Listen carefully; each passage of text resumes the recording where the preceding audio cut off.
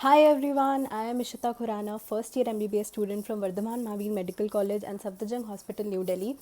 तो आप में से बहुत सारे लोग मुझसे पूछ रहे थे कि दीदी आपने जैसे इनऑर्गेनिक का बताया है, फिज़िक्स का बताया है, वैसे ही प्लीज़ हमें ऑर्गेनिक केमिस्ट्री के लिए भी बताओ कि हम कैसे पढ़ें। हमसे क्वेश्चंस नहीं हो रहे हैं और हमें बहुत डर लग रहा है, हमने छोड़ दिया है पढ़ना। तो आप हमें कोई ऐसी स्ट्रैटेजी बताओ या टेक्निक्स बताओ जो आप करते थे, जिससे आपको बहुत बेनिफिट हो और जिससे आप अपना ऑर्गेनिक का पोर्शन स्ट्रॉन्ग कर पाओ। तो आज मैं आपको बताऊंगी कि ऑर्गेनिक केमिस्ट्री में ऐसी क्या चीज़ें हैं जो आपको करनी ही चाहिए, मस्ट हैं जो, और ऐसी क्या मेजर मिस्टेक्स हैं जो बहुत सारे एस्पिरेंट्स करते हैं जिसकी वजह से क्वेश्चन सॉल्व नहीं हो पाते हैं।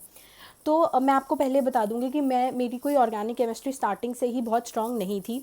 जब मेरा पहला अटेम्प्ट था नीट 2018 में, तो तब मुझे ऐसा लगता था मेरी ऑर्गेनिक केमिस्ट्री बहुत ही वीक है और मुझसे नहीं होते थे क्वेश्चंस बिल्कुल, और मेरे को समझ नहीं आता था कि क्या करना है। बस मैंने बोर्ड्स के लिए उतना प्रिपेयर किया था थोड़ा बहुत 12th का, और बाकी मेरी ऑर्गेनिक वाला पोर्शन इतना स्ट्रांग नहीं था।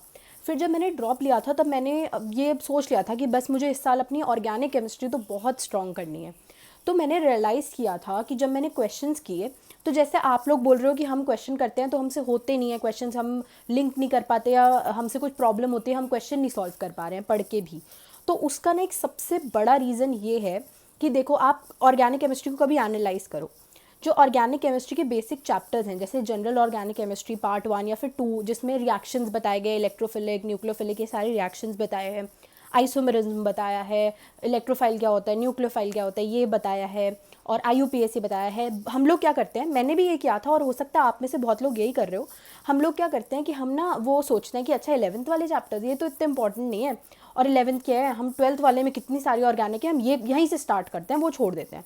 तो आपको ये नहीं करना है। देखो, आपको एक चीज़ समझनी है। फॉर एग्जांपल, आपने अल्कोहल के क्वेश्चन और अल्कोहल वाले चैप्टर पूरा पढ़ लिया, तो आप ये देखो कि उसमें बेसिकली जो ये अल्कोहल हो गया, मीन्स हो गया, इनके चैप्टर्स में क्या होता है। इनके चैप्टर्स में ये बताया जाता है कि मेथड्स ऑफ फॉर्मेशन क्या है, फिर उसके बाद केमिकल प्रॉपर्टीज़ बताते हैं कि कैसे रिएक्टिविटी किसके साथ क्या है, फिजिकल प्रॉपर्टीज़, यूजेस, ये सब चीज़ें बताते हैं। लेकिन जो बेसिक ऑर्गेनिक केमिस्ट्री है कि कैसे रिएक्शन कौन सा कैसे होता है, किसके अंडर में क्या रिएक्शन आता है, दैट इज़ GOC। तो आप वो छोड़ के अगर यहाँ से स्टार्ट करोगे और आपको मान लो ये सब चीज़ें याद भी हैं, तो जब आप क्वेश्चन करने बैठोगे ना, तो आप ये देखोगे कि बहुत सारे क्वेश्चन में प्रीवियस ईयर में भी काफ़ी लिंक्ड क्वेश्चन आते हैं। कि जैसे अगर कोई अल्कोहल का क्वेश्चन दे दिया और उसमें आइसोमरल का कुछ पूछ लिया, या फिर कोई क्वेश्चन में IUPAC पूछ लिया, या फिर कोई क्वेश्चन में पूछ लिया विच टाइप ऑफ रिएक्शन, और ये सब चीज़ें पूछ ली। तो अगर आपको GOC नहीं आती ना, तो आपके क्वेश्चन नहीं बनेंगे। बहुत लोग पूछ रहे थे कि क्वेश्चन नहीं बन रहे तो हम क्या करें। तो अगर आपके क्वेश्चन नहीं बन रहे तो मेजरली इसलिए है क्योंकि आपकी GOC क्लियर नहीं है।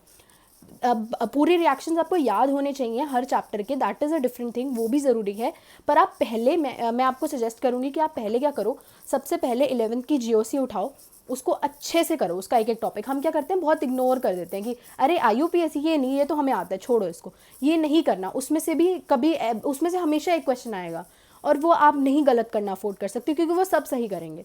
तो इसलिए आपको ये नहीं सोचना कि वो ऐसे अनइम्पॉर्टेंट टॉपिक्स हैं और छोड़ दो। उनमें से पूरी पूरी श्योरिटी है क्वेश्चन आने की, और वो लिंक्ड होंगे आगे। तो आपको सबसे पहले क्या करना है, GOC बहुत ज़्यादा अच्छे से करनी है।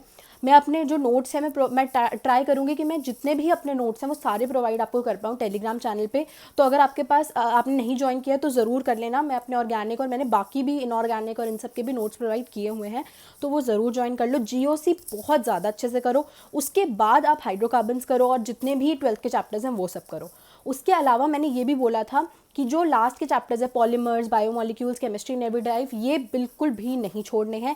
एक एक क्वेश्चन सब में से कंफर्म आता है इस पे, इनमें से, और ये हम बहुत लोग इग्नोर कर देते हैं। ये तो हमारे फ्री के मार्क्स है ना, अगर हम पढ़ लेंगे तो आप पढ़ लो। मैंने आपको शॉर्ट नोट्स भी इसके प्रोवाइड कर दिए थे क्योंकि मुझे भी अच्छे से याद नहीं होते थे, पर करने हैं ये चैप्टर्स, ये नहीं छोड़ने। क्योंकि हम फिजिकल केमिस्ट्री में मुश्किल क्वेश्चन आ गया मान लो, तो वो आप छोड़ रहे हो, तब वो चलो कोई बात नहीं अगर आ गया मुश्किल क्वेश्चन, पर इसमें आपको पता है ईजी क्वेश्चन आएगा और याद किया हुआ आएगा, तो आप ये पहले से सोच रहे हो कि हम छोड़ देंगे, तो दैट इज़ रॉन्ग, वो नहीं करना।